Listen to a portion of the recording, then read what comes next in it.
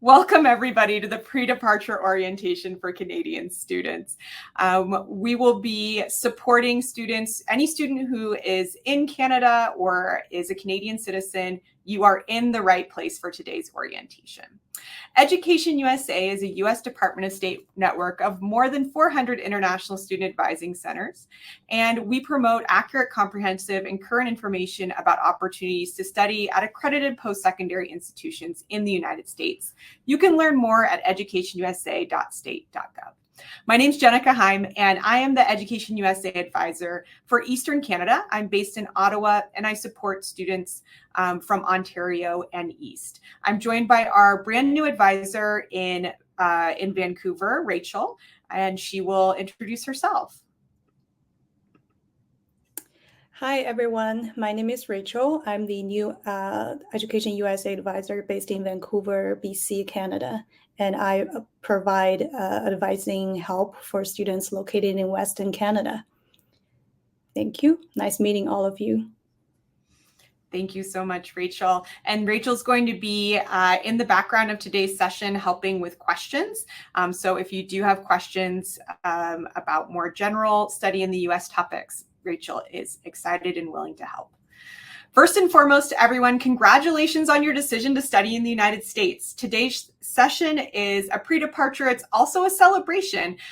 You've made a really important decision in your lives and a very exciting decision. And so we're here to help celebrate that as well. So I have a very special guest who's also going to support in that celebration. Our first speaker today is Shannon Hill. Shannon Hill is the Cultural Affairs Officer at the U.S. Embassy in Ottawa and has been a Foreign Service Officer in the U.S. Department of State for 16 years. She's most recently served abroad as a Public Affairs Officer in Kazakhstan and in Mexico. She holds master's degrees from the University of Michigan, University of Chicago, and a bachelor's degree from Franklin and Marshall College. Please join me in welcoming Shannon. Great, thank you, Jenica, and I believe I'm audible. So, good evening. Let me start by saying to all of the amazing students joining us this evening, thank you for having chosen to pursue your studies in the United States. And as Jenica said, congratulations on having been accepted. As Jenica stated, I'm the Cultural Affairs Officer, or the Public Diplomacy Officer for Public Engagement at the U.S. Embassy in Ottawa. In this role, I lead a team of Americans and Canadians in strengthening people-to-people ties and deepening understanding between Americans and Canadians, including through educational and professional exchanges.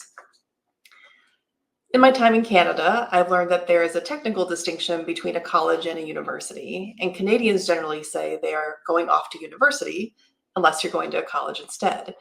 In the United States, whether we will attend a community college, a four-year college, or a university, when we are sitting where you are today, we just say that we are heading off to college. And I tell you this because it is truly so exciting to know that so many of you are heading off to college, and that even more exciting is that you've chosen, and it is a choice, to head off to college in the United States. You are embarking on an adventure of self-discovery, learning, professional development, and personal growth. For the graduate students of the group, I know this isn't your first time, quote unquote, heading off to college, but it's an adventure nonetheless, one that you began in Canada and are continuing in the United States. By choosing to complete your graduate education in the US, you are seizing an opportunity to dive deeper into your chosen field, hone the skills you developed during your undergraduate education, and develop valuable cross-border professional networks. For all of you, as Canadian students studying in the United States, you will be what we fondly like to call citizen diplomats for your country, helping to strengthen the ties that bind our countries together. And I think this is a really important role. So as our US Ambassador, Ambassador Cohen, often says, that the ties that bind the United States and Canada are those of family and friends and of shared values that span borders and generations. They are the ties that are strengthened each time relatives travel from Quebec, Ontario, and British Columbia, or anywhere else in Canada to visit friends and loved ones in New York, California, name your state, and vice versa. They are ties of higher education established by the more than 27,000 Canadian students who last year chose to pursue higher education in the United States, just like you have. Our ties include shared values of diverse, free, democratic governments and societies, including our strong belief in the transformative impact of education, both on individuals and our societies. These are the ties that bind us together. At the U.S. Embassy in Ottawa, we often use a favorite quote about the U.S.-Canada relationship as an affirmation. And this quote is, "Geography has made us neighbors, history has made us friends, economics has made us partners, and necessity has made us allies." And those words are as true today as they were when President John F. Kennedy spoke them in 1961. Neighbors, friends, partners, allies, the relationship between the United States and Canada is the strongest bilateral relationship in the world. Today, that relationship, as you may know, is based on a framework of cooperation known as the Roadmap of a Renewed U.S.-Canada Partnership, established in 2021 and reaffirmed since then. One of the major priorities in the roadmap is the promotion of diversity, equity, inclusion, and accessibility, or DEIA. This idea is fundamental to our values as Americans and Canadians, and one that is also a fundamental component of U.S. higher education. Other than Canada, I don't believe that any country can boast more diversity of thought, experience, background, and identity, as is found on the more than 4,600 university and college campuses around the United States. As we continue, I want to say a special thanks and congratulations to the parents and loved ones joining tonight. I can only imagine the intense pride you feel, and I know of the many sacrifices you have made and will continue to make to help your child pursue their education.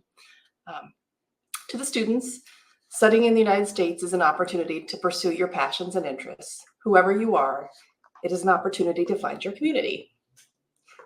When making a choice to study in the United States, we know you have options, and we know how strong the Canadian educational system is.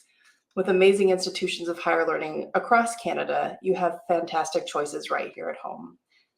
So I know that your decision to study or study and play sports in the United States was an important one for both you and your family. I also know that your decision was made easier and the process was greatly supported by the amazing work of our EducationUSA advisors. So in concluding, I want to say a special thanks to Senior Advisor Jenica Heim for organizing today's event, and a welcome to our newest advisor, Rachel Liu. Today's webinar is Step 5, the final EducationUSA step, and the capstone to EducationUSA's tireless efforts, creativity, and dedication to helping Canadian students and families navigate the process of pursuing higher education in the United States. What I know for a fact is that no country in the world offers more diversity of educational choice and experience, student body, and opportunity than the United States. And I encourage you, as you head south for your education, to take advantage of every opportunity that your school, community, city, state, and region have to offer.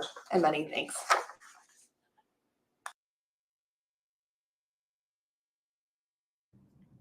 Thank you so much, Shannon, for your remarks and for your well wishes for our students and for your kind words about EducationUSA. A couple of things as we get started. So you can see right now there's a public chat. A lot of people are saying hi in the chat. We said a couple of people from Ontario just said hi. So hi, Aaron and Elizabeth, who just said hello. So you can feel free to do that in the public chat area. Because there's so many people here today, there is another area. If you look along the top bar there, I have a screenshot here. There's an area called Q&A. And so we highly suggest that you put your questions in that area, which will either be answered out loud or somebody can type chat the response to you, depending on the question. So if it's a big general question that's useful for everyone, we will answer it aloud. Otherwise, you might just receive a typed response. We do highly recommend that just the students and parents are the ones who are giving the majority of the questions today, or at least those are the ones we would answer out loud. If we have any other higher education professionals or EducationUSA advisors or other folks in the government joining us today, please allow those students to be the primary question answers. All right, we've got some more folks from Ontario, from Halifax. Welcome from Halifax, Lorena. Taylor and Lisa from Delta, welcome. And of course, your friend John and Vaughn. Hi, good to see you, John. And I'm sure your dad, Tony's with you. All right. So just for fun, here's a little bit of who is joining us today. We had more than 300 people register for today's webinar. And so here's a few statistics just to let you know.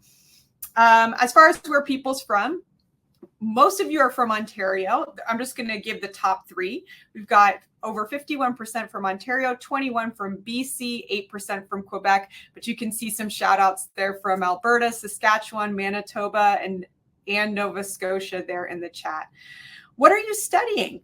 So what are you deciding to pursue in your studies in the United States? And is it in the top three? Business is the top major folks are going to be pursuing at 13%. The arts came in second, either fine or performing arts, with 12% of people joining us today pursuing those fields. And engineering and computer science came in third, actually tied with the arts. And how about our athletes? Do we have anyone here who is planning on playing a competitive sport? So with our competitive athletes, you might guess who the top which the top sports are. 75% of you are not pursuing athletics, but 25% of you are. And we do have hockey players are our most represented, soccer players number 2, and lacrosse number 3. But I see Liz is shouting out softball. We've got a rugby player, and there we go. We've got some engineers, neuroscience, etc. Good. I'm glad you're enjoying using the chat and getting to know one another.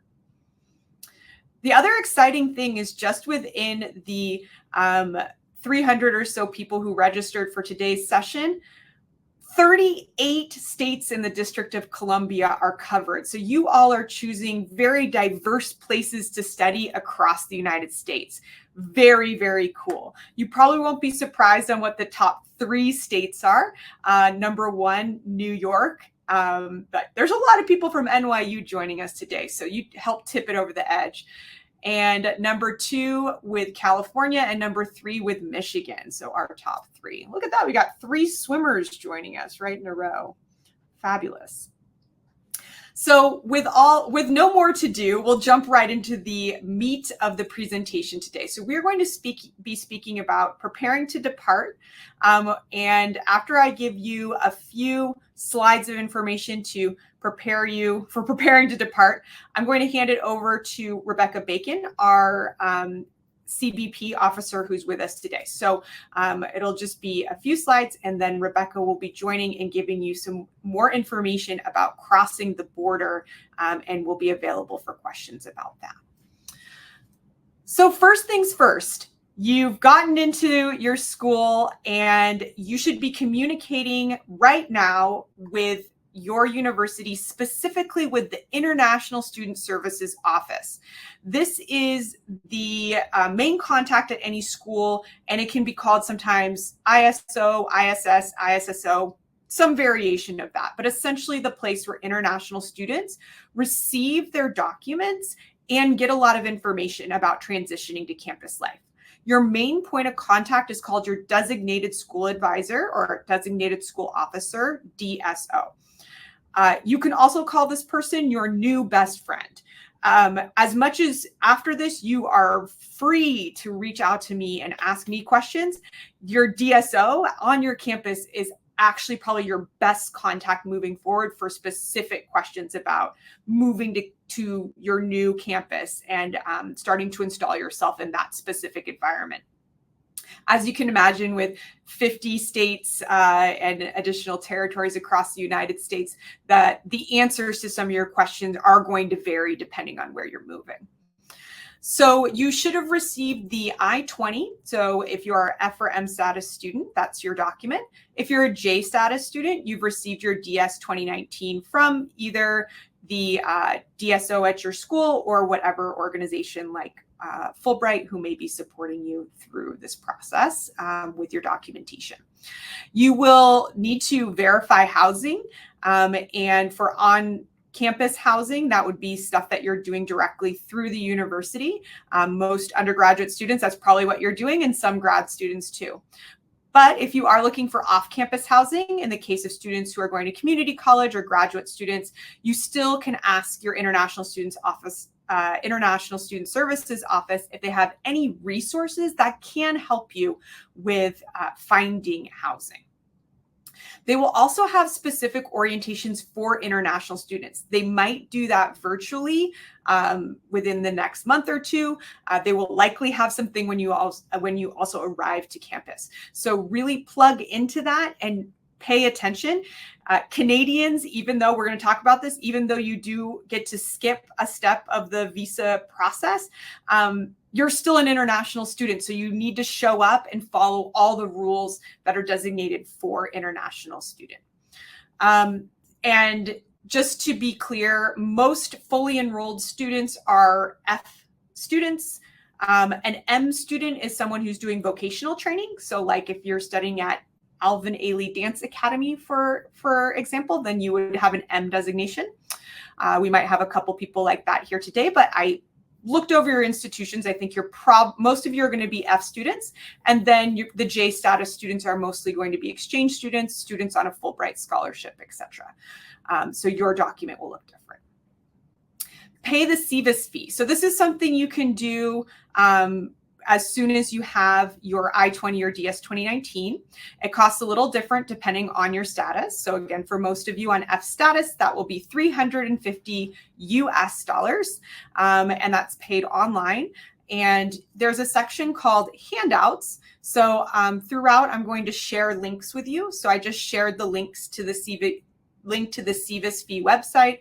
So you can go ahead and take a look at that if you haven't yet. And then, of course, please make sure your passport is valid. If you haven't done it, put a note in your phone to do this immediately when the webinar is over, and make sure that you apply for a new passport if you need to. So I already alluded to this, but when it comes to visas, Canadian citizens are exempt from making a visa appointment. So essentially, once you have your I-20 document, and you've paid your SEVIS fee, you've got your valid Canadian passport, there's nothing else you need to do prior to crossing the border. You are ready to depart. If you received any documentation from your school telling you about applying for a visa, please note that that is paperwork they send to all students and all international students, and you, if you're a Canadian citizen, do not need to follow that. Okay, so I know that can be confusing and wires can get crossed sometimes, but that is absolutely the case for Canadian citizens. Now, if you are not a Canadian citizen, if you're a permanent resident or a third-party national, you do need to make an appointment at your local U.S. consular office. There are 7 across Canada. So you can go to the one nearest you, but you don't have to. You can choose any within the country. Right now, the wait times are between 30 to 74 days. When I looked yesterday, it does change and vary. So that's something that you can look at, and I will share the website for the students who do need to make a visa appointment. So Vancouver right now is the one with the shortest wait time, followed by Calgary, and Montreal is still only doing emergency appointments. So you can make an appointment for another location like Quebec, and then afterwards follow up and request an emergency appointment at the Montreal consulate if you would like. And then those are reviewed case by case, of course. If you're an American citizen, you don't need anything except for your American passport to cross the border. Please do not receive an I-20 or get any additional paperwork or visas to cross and begin your studies. Pretty straightforward there. And if you're an Indigenous student, I recommend that you take a look at our website, educationusacanada.ca, to learn a little bit more about the J Treaty to see if you are eligible. Students who are eligible under the J Treaty will not need an I-20 or a visa to cross, and will need some different proofs of Indigenous status in order to go to school and work in the United States as a permanent resident in the US. If you have more questions about that, please follow up with me afterwards. And just so you know, all the links are being put in the section called handouts. So if you see at the top, it says chat, Q&A, polls, handouts. I'll be sharing links throughout in the handouts section. That way it'll be easy for you to go back to them throughout the session. As you prepare to depart, you also need to secure health insurance. I know this is an incredibly difficult topic, and I am not going to attempt to get into all the details of health insurance because I'm also not a professional in that field, but I can give you some things that you very much need to consider. Number one, you have to have health insurance. That's very important. Number two, many universities have their own insurance plans. And I know on first look, they can feel expensive just because as Canadians, you're not used to paying for health insurance.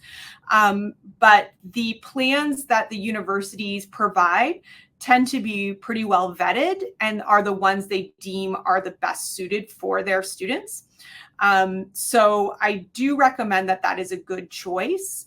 If you choose not to go with a university health plan and choose some other healthcare provider, whether maybe your secondary insurer in Canada has some sort of travel plan that you feel comfortable with, especially if you're going short term, that could be a good option. Take a look at Canadian private insurance or other US private insurance companies that help international students. Just be aware there's a lot of different factors you need to take in mind when it comes to health insurance. So every time you go to the doctor, there's something called a copay, which is how much money that you pay when you visit. You want to make sure that number is not too high because any parents in the group, you want to make sure your students access healthcare when they need it, and it doesn't feel like that's a $100, $200 just to go to the first go to see a doctor for a cold. So you want to make sure that number is low. You also want to look at things like deductibles.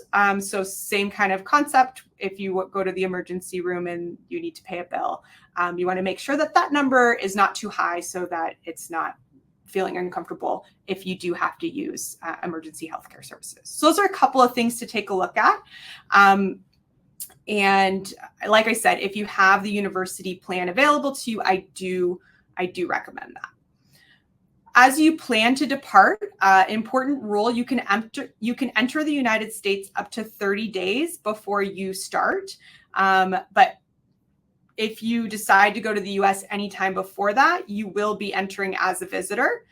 So say grad students, maybe you need to go look for housing right now, but your school doesn't start for another 2 months. That's okay. You can go visit the United States and then you need to come back to Canada as a visitor, right? So you go visit, look at housing, come back, and then you need to enter as a student within that 30 days prior to your start date. So just be aware of that. I know some student athletes, like some people are soccer players, maybe soccer practice starts 35 days before the start date. That's going to be too early for you to be able to cross the border and enter as a student. If you're driving, you can move household items down with you, and you can bring all the things you need for your dorm. But please make sure you review the CBP guidelines, so the Border Patrol guidelines, to make sure you're not bringing anything illegal over the border. Some things are going to feel pretty obvious, like illicit materials and drugs and things of that nature. But there's also like potted plants and seeds and things like that you might not necessarily think of right away. So you probably should just take a quick look at those guidelines and make sure that you don't accidentally pack things that you shouldn't bring with you over the border. And speaking of crossing the border, here's a few things for you to know before you arrive, and then we will bring on our special guest. I recommend having what I call the important documents folder. So the important documents folder, besides having your Canadian passport, you need printed copies of your I-20 or your DS 2019. Please do not show up with just all of that on your phone. You need to be able to hand these materials to the border guard easily for them to take a look at. And of course, you don't want to be dealing with a dead phone or something along those lines anyways. So please print off your CVIS receipt once you've paid that, just as a good backup. Proof of funds. You don't need to have stacks and stacks of records, but I don't think it's a bad idea to have some of these documents that you use to prove your I-20 funds, your financial affidavit on hand, just in case. And In the past, you needed proof of vaccination against COVID-19. That's no longer needed when you cross the border. And once you arrive, a few things you might also want to have with you that are going to help as you get settled. Maybe some personal documents such as birth certificate that can come in useful as a secondary document for things like bank accounts. You might need your official final transcripts to give to your university as you enroll. And you might just want a copy of those on hand in case anything comes up with the registrar's office on campus or there's any issues about your units or whatever. So that's a good backup information to have. And some universities do need immunization records when you enroll. And honestly, sometimes like I worked as so often I worked with kids in schools, and whenever you work in a school, let's say you get an internship or you're planning to do education, they might require things like an immunization record. So great to keep those on hand with you because you never know when you might need those. All right. So as mentioned, we do have a special guest with us today. Rebecca Bacon is a U.S. Customs and Border Protection attaché, specializing in international affairs between U.S. and Canada. She's worked in this field for over 20 years, and we are so happy to have her here today with us to help answer your questions. She's going to start with a little presentation, and then I will take some of your questions in the Q&A and have her answer them aloud. Rebecca, I'm going to go ahead and hand it over to you. Thank you, Jenica. Appreciate the introduction. Like Jenica said, my name's Rebecca Bacon. I have been working for CBP for over 20 years in several different ports of entry, and now have the privilege of being here in Ottawa, which I'm loving right now with the warm weather. So hopefully all of you are having a good evening. I first off want to just say congratulations to each of you. And what an exciting journey you're going to have ahead going to college and studying in the United States. I was really impressed at all the locations that are being represented for the diversity of the schools that we're seeing. So very well and well done and awesome representation.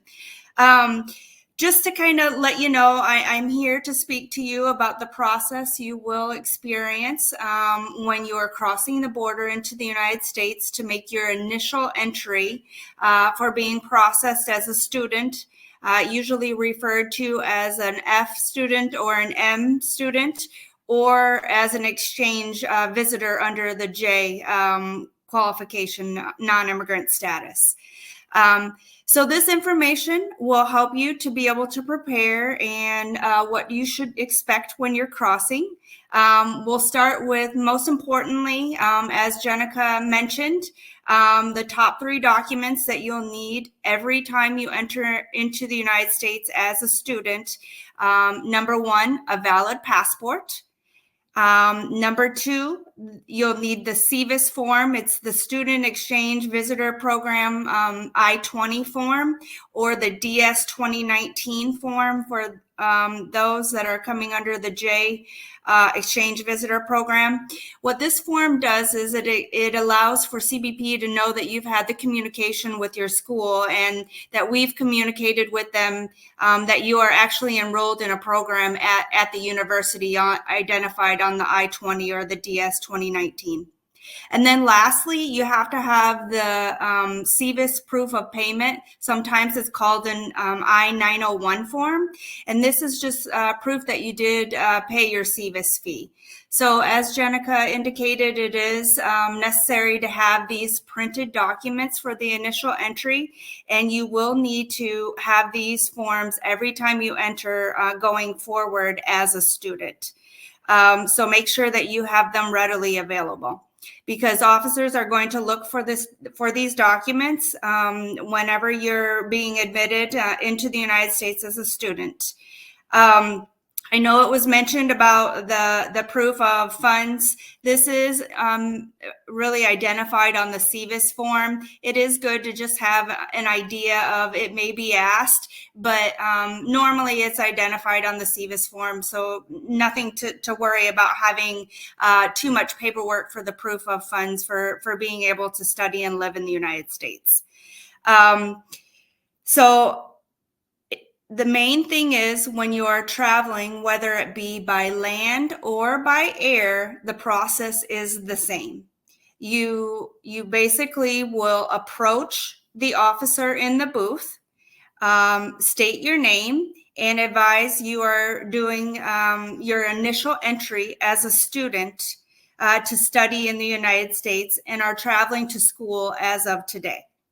What the officer will then do is the officer will ask any relevant questions for each of the persons that are crossing the border and matching them with their intent to enter for the appropriate admission applying for entry. So the reason that we do this is to ensure that you're in good standing, and that's why you have all the documents that you have with you, those 3 documents. And also too, when you're going through on your initial entry, it may take a little bit longer than normal processing that you would have. So be prepared for that. And particularly if you're going through the airport environment, allow enough time for crossing the border, especially because of the time frames for catching flights. But on the land border, also know that it will take time.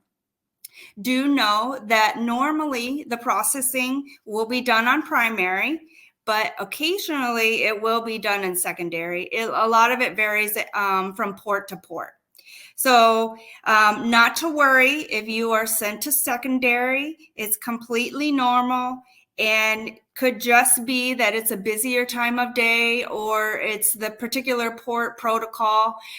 So it's nothing to be worried about. You just may be going to secondary to get the initial processing done.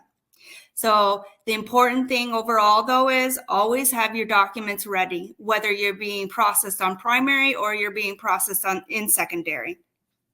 We often refer to when people are standing in line, fumble time, and then when they get up to see the officer at the booth, that they aren't prepared. So ensure that you're not one of those people and you're slowing things down at primary, and just have your documents ready at the time of when you are approaching the booth, whether it be by air or land.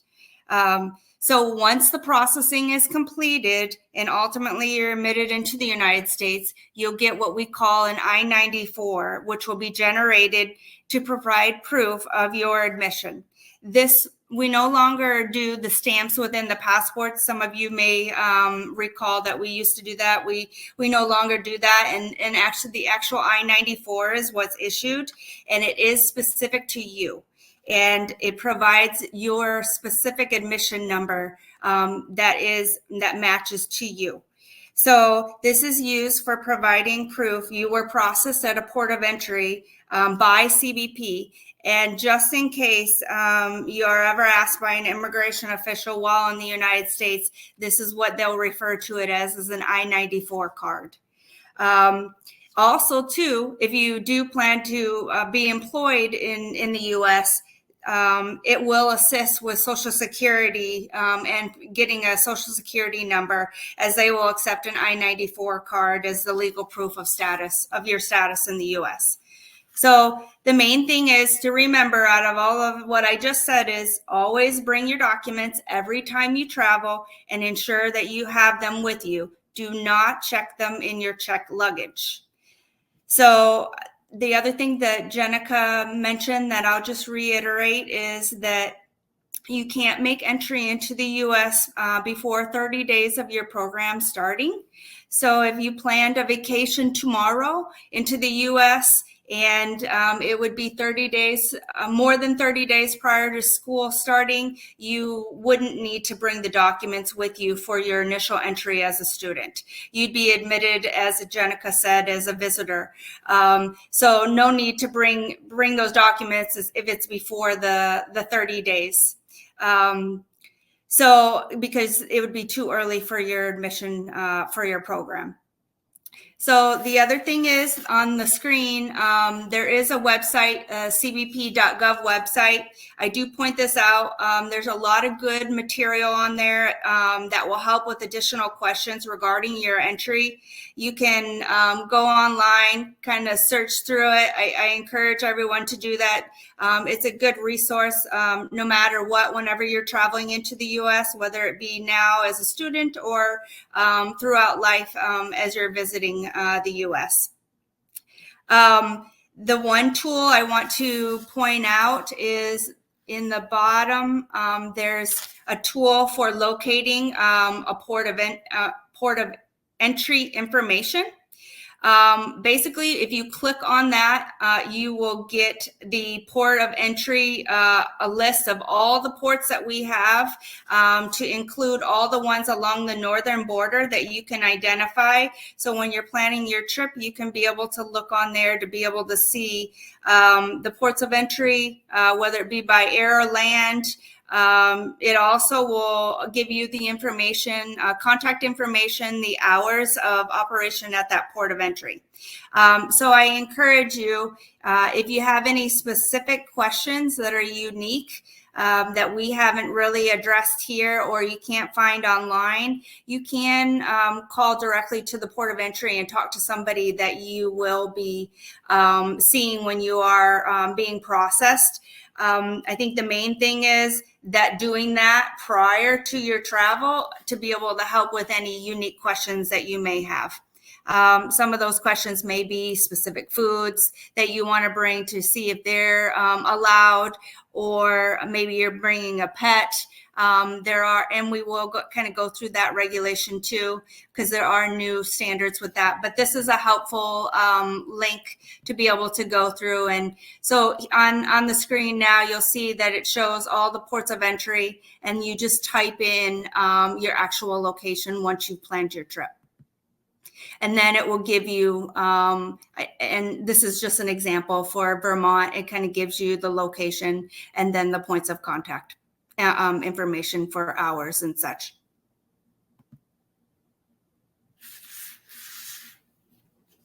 So I'll just go through these slides a little bit here. Okay, so the other thing that just want to bring up is there are new rules that are going into effect on August 1st regarding pets. This may relate to some of you. It's really a CDC regulation and guidance as seen on the screen, but I think the main thing is that CBP is actually the one that will be enforcing it. So the one thing to just keep in mind is if you have any questions that are really specific, they do have some good resources on the CDC website, but really the requirements to keep in mind is for specifically for dogs is that the dog must be healthy, must look healthy. The dog must be older than 6 months. And also then there's specific forms that need to be filled out by your veterinarian. And then also on the CDC website, there's specific forms that need to be filled out and printed and brought when you are traveling with a dog specifically. And the only reason I bring this up is because there is quite a few people that do bring pets across the border. So whether it be this time initially or any time crossing, this goes into effect in August. So just giving that awareness and really to advise that go to the CDC website to be able to ensure that whether it be a dog or any other pet, to be able to ensure you do know the regulations for be able to bring those pets to the United States.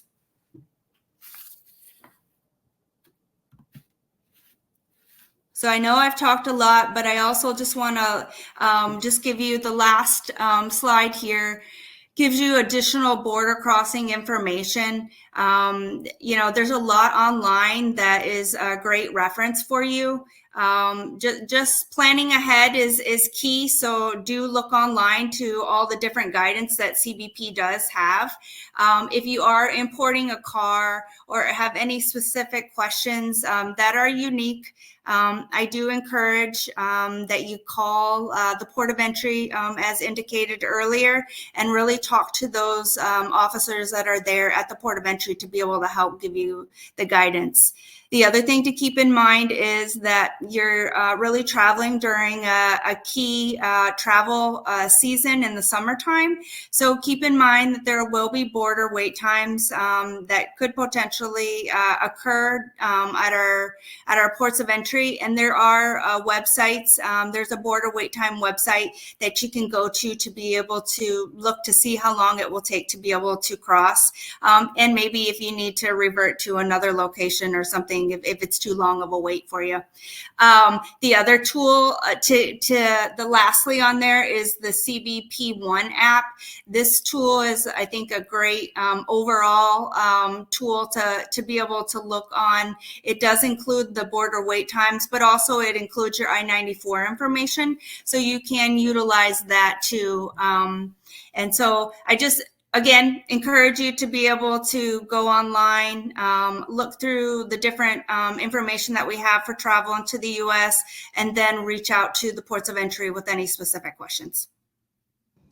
Thank you so much, Rebecca. So we will have time for just a few questions. If your question doesn't get answered, that's okay. I'll follow up afterwards and we'll try to get as many questions answered, even if it doesn't happen live. So I'm going to focus on the ones that are coming in. Quite a few people have asked, what about Nexus holders? So if someone has a Nexus, how do they approach and proceed through the line? So if you are a Nexus or a global entry card member, we call that the Trusted Traveler program. You can still use the benefits as a student. On your initial entry, it is suggested, though, that if you're going through an airport or even the land border, that you do go through the regular line, just due to the specifics that are needed with getting your I-94 issued and additional paperwork that needs to be reviewed. But otherwise, after that, you can have the I-94 and your status as a student match up to your profile, and you can be able to utilize the Nexus lane for future travel. Great. And then you mentioned the I-94. So is the I-94 going to be a physical document or will it be a digital document? And how does the student then proceed with the I-94? So the I-94 is matched up to you, and it is digital, and you will have you can review that online to be able to get that admission number, so that once you actually get that issued, you'll be able to track that online because it will match up to you. And that's something that you have throughout the duration of your studies, correct? That's correct. Yeah. So any, the I-20, if it's for 4 years, you pay for the CVIS fee once, you get that document. It's the same document. The I-94, all of it will happen throughout that time. You don't have to renew it on an annual basis. Okay, great. So there was, let's see, a couple other big ones that came through. Anyone who has a very specific question, we are going to be skipping those for now, or if Rebecca can, she will answer it after she jumps off. So, the financial documentation. What is a border guard? Because, on the embassy website, it says that you need to present proof of funds when you cross the border. So what are border guards typically looking for when it comes to that piece of information? Well, a lot of that is addressed when you're actually applying and going through the CVIS form itself. But I think just in general, being able to just show, that you are equipped to be able to live and be in the United States. I wouldn't really worry about the additional paperwork too much, just because a lot of that is managed through when you are applying and you are filling out the paperwork for the CVIS form. But if you are asked, I think just in general, it's ensuring that you can just show proof that you can be able to take care of yourself while you're in the U.S. Yeah. And so the idea of maybe having a copy of your financial affidavit with you with some of your proof of funds, not a bad idea, but as Rebecca's saying, it's not very likely that that will need to be shown again at the border. The financial affidavit is something your university asks for in order for you to even get the I-20 in the first place. So you will need to work directly with your DSO, you know who that is, to make sure you get that information. All right. Let's see.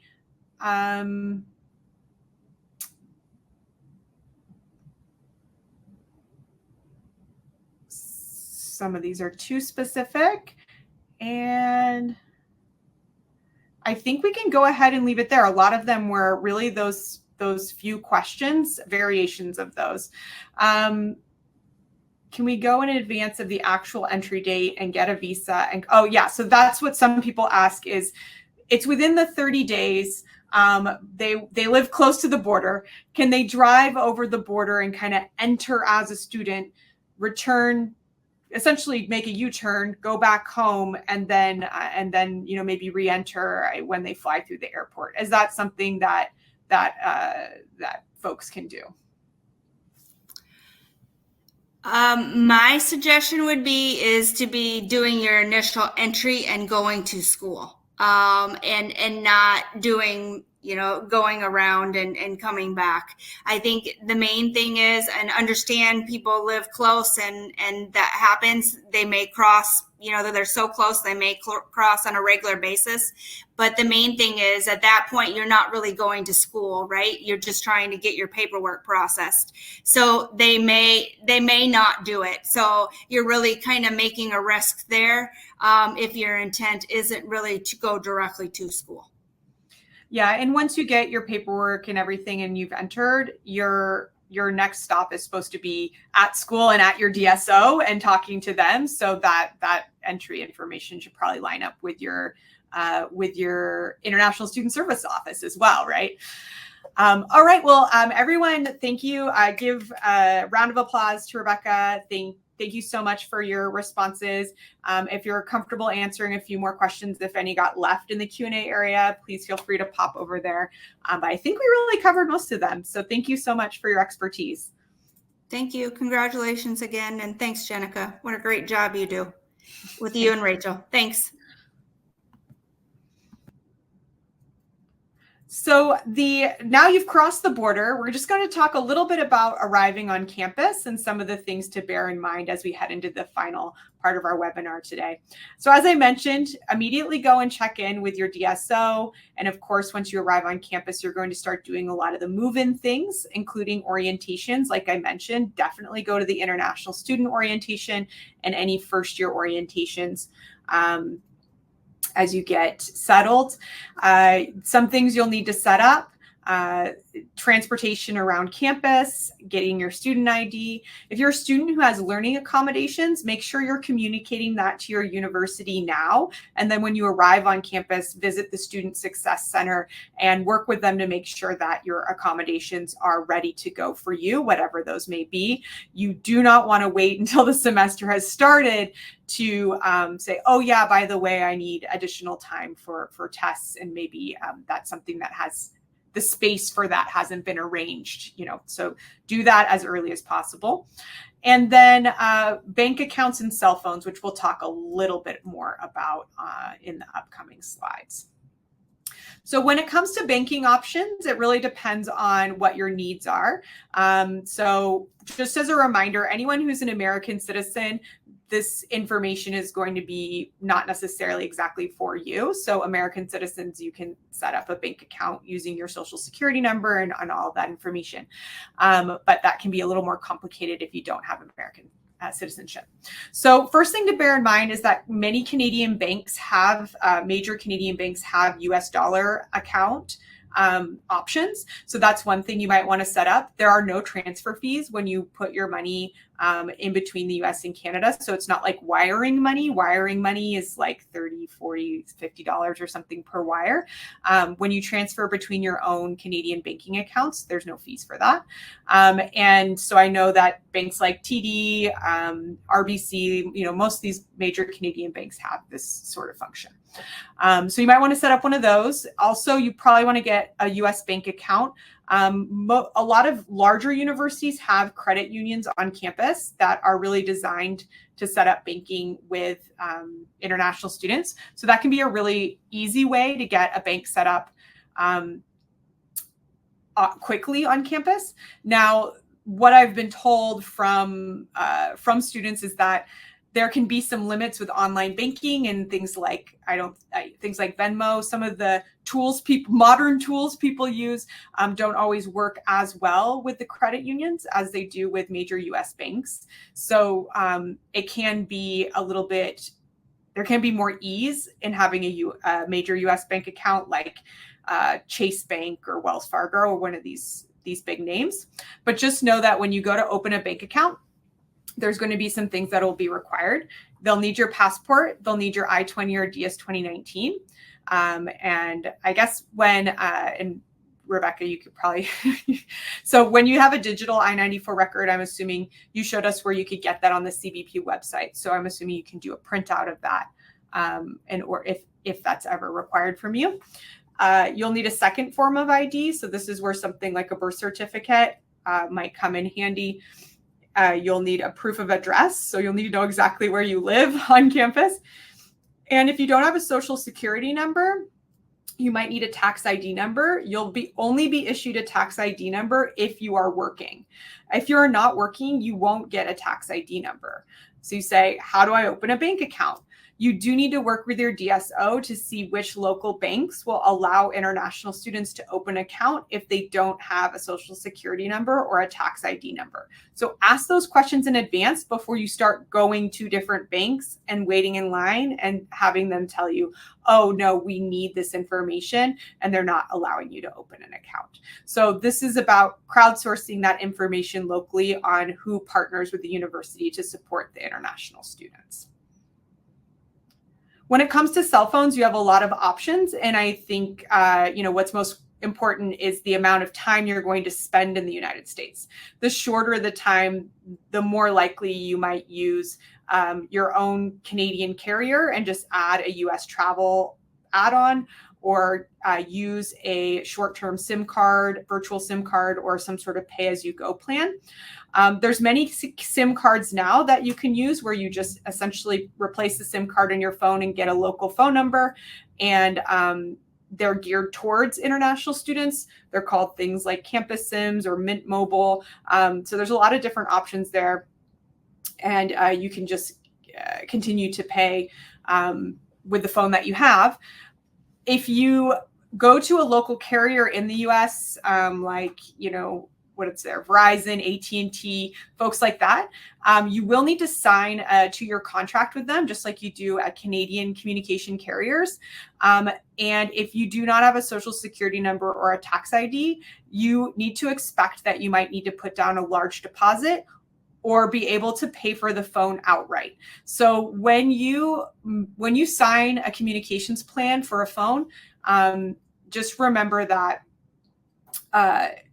if you also want the free phone, it's not free. You're actually paying for it monthly, right? So you'll need to bring your own phone or pay outright. As far as preparing to be a successful student, academically, there are a few things to bear in mind. Larger lecture halls, Socratic style discussions, both might be things that you can expect at your university. Time management for your coursework is very critical. And so that's something that you can start working on from day one by using things like planners. Make sure you prioritize. You might find that you're going to have a lot more work than you're used to, particularly for my graduate students who are in the group. I too have a graduate degree. Sometimes professors give you work that needs to be done, and sometimes they give you things that might be interesting to you. So prioritization is super important to make sure you get the things done that are required in order to get all your work done on time. And then maybe there will be things that you can spend a little less time on, or maybe a little more for skimming and not as much for in-depth review. Be proactive if you have accommodations. I already talked about that, but it's important to bring it up again. Location. You might deal with some culture shock. I know as a Canadian that might sound like, oh, it's very similar, but there will be some things that are really different. I think it's really important to not go in assuming everything will be exactly the same. There are going to be some things that you'll need to get used to, and that will be a little bit different from your home. And of course, start navigating the city and the campus right away. Find your way around, start exploring without your head in your phone, really walk around and start learning the area as you get adjusted. And as far as tips for success, set up roommate ground rules if you have a roommate. Be open to new experiences. That's what college is all about. Say yes to things, join clubs, see what's out there, try a new club or a new thing that you've never done before, just to see if it's maybe a new interest. I recommend starting with a manageable course load. Don't overdo it. Don't take more courses than you need in your first semester, and maybe even throw one in that's comfortable for you. If you took calculus in high school and you were really good at it, maybe start the first semester and it's something you like. Maybe that's something you take in the first semester. So it's a little bit of repeat information, but it'll help ease you in and make you feel really comfortable. So don't start your first semester off with all very challenging courses that will be brand new to you. Put a little bit of comfort in there so that you can feel like, okay, I can do this. I talked about having a planner for assignments. Include add and drop deadlines in there. So this is going to be new language for first year students, but basically, you might not get every class that you want, and you might need to sign up for more than one course. And you need to know when that you can find the last day that you can add those classes, and the last day that you can, maybe you signed up for too many classes and you got into all of them. Well, now you have too many, you'll need to drop some. So you'll start learning more about that with your friends and your other folks on campus. And plan your finances for the semester. I know that's a hard one, but especially if you have a certain amount of money that you expect to have that maybe you've saved up for, maybe a parent's helping you with, make sure that you're using that in a way that makes sense and you're not running out of finances or meal plan money and stuff like that by the end of the semester. I know we're running really low on time, so I apologize for I am going to go over time because we did take a little longer on the border questions, but I think they were really important. So just know that this webinar is going to go a little later than expected. The health guidelines and requirements, check in with your DSO on those and see if there's any continuing COVID protocols. I think at this point, most schools don't really have that, but you never know if there's some sort of safety protocols in place that you should be aware of. We talked about health insurance, but learn what healthcare providers on or near campus that you should be using in case you get sick or are injured. For campus police, so many universities have a campus police presence. You need to save the contact information for the police in your phone. If you dial 911 when you are on campus, you'll be sent to an off-campus dispatcher who will then, when they learn you are on campus, forward you to the on-campus dispatcher. So you will end up in a loop that brings you right back to that original phone number. And if it is a pressing emergency, you want to go right to the source of the person who's actually on campus and very close to you in that moment. So save that information in your phone as your 911 emergency. And know that there's a lot of resources for you available if you need help. Every dorm room floor for first year students has what's called a residential assistant who can help you with roommate squabbles or just learning about adjusting to university life. If you have bigger things going on and you need to see a psychologist or a mental health professional, there's student health services that range from mental health all the way to just tutoring support. If you need help with certain subject matter, there's help for that. So just know that US campuses are really, really good at wanting their students to succeed and having support measures for that. And don't feel bad about using the resources. They're part of your tuition. So definitely take advantage of those when you need them. All of you wanted to know about work and training options, which is why we're definitely going to go long. Work and training options for F&M students. So like I said, basically everyone here is going to be, most people here are F students. And to be clear, even though you didn't apply for Canadians, even though you don't apply for the F1 visa, that's still your status. You still get that status when you cross the border. So all the boundaries, all the things for F students, that's for you too. Even if you didn't go to the consulate and apply for that visa, that's the status that you have. So the boundaries for work for F students is that you can work on campus for up to 20 hours per week. And up to 40 hours during break. So that's on campus only. You cannot get an off-campus job. If you have an internship as part of your credits to graduate, then you can use that. It's called curricular practical training time to do paid or unpaid internships off campus. And those will be used as credits towards your graduation. So for example, engineering is really common that you would have some sort of co-op programming or some sort of internship that you would need to accomplish to graduate. And that would be used with your CPT time. OPT, optional practical training, is typically for after you graduate.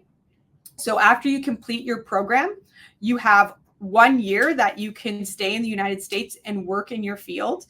So it has to be in your field that you studied in. So that's why it's called training time. And if your degree is in a STEM field, science, technology, engineering, or math, then you'll have a full 3 years where you can continue to stay in the United States and work in your field. At that time, there's no guaranteed visa to be able to continue to stay and work in the United States. That would have to be some other process of being issued a visa by an employer who would want to hire you. And we talked about the tax ID number. So if you are going to have paid work on campus, then you will be issued, you'll need to be issued a tax ID number. So work with your International Student Service Office and your DSO, and they will help you with information about that. If you already know that you will be working on campus, talk to them about that as soon as possible, because they can help you with information about how you set up the appointment with the Social Security office, and you'll need an employment offer letter in order to receive that tax ID number. So if you're able to get that employment letter early, that's great, and that's something that you can get rolling early on when you arrive on campus. And lastly, every single person, regardless on whether you're working and making money in the US, has to file taxes. Now, just because you're filing taxes doesn't mean you're paying taxes. The US government is monitoring you as a student who is there in the United States. You'll file a tax form that's essentially saying you didn't make money or have money or whatever it is. I don't know all the tax lingo around it, but you still got to file the form. And if you do make money, again, when you file taxes, you might be making not that much. You might be exempt from paying more. So filing taxes doesn't necessarily mean you'll pay more taxes, but you need to do it. The form that summarizes your earnings is called a W-2. So you'll receive that, and you'll need to file taxes by April 15th of any given year. So it's a little earlier in the States than it is in Canada. If you need help with tax filing, again, see your DSO, see if there's any resources on campus that can help you out with that. Who knows, maybe there's an accounting program on campus where aspiring CPAs help out international students and file their taxes. Another important one is if you are a student who is getting a full scholarship, so typically that would be an athlete who's maybe receiving full scholarship that helps pay for your food, board, and other personal costs, just know that those things, food, board, personal costs, are considered income. That is taxable. So be aware that you will likely need to pay taxes on any additional money you receive on a full scholarship. So just plan ahead for that. The lights went out in the building, which says that our time is up. So I'm happy to take your questions essentially after hours. So any questions that didn't get answered, I will have a transcript of them, and I will follow up by email to answer those questions. In the meantime, please stay in touch. You can check out our website to learn more about me and Rachel's contact information, and you can also follow us on Instagram, Twitter, Facebook, all the things. I highly recommend Instagram. So here's our pop-up for that, where you can click follow on Instagram to see what we're up to over there. Thanks for staying an extra 5 minutes. And this recording is going to be available on YouTube within the next week and available through this platform tomorrow morning.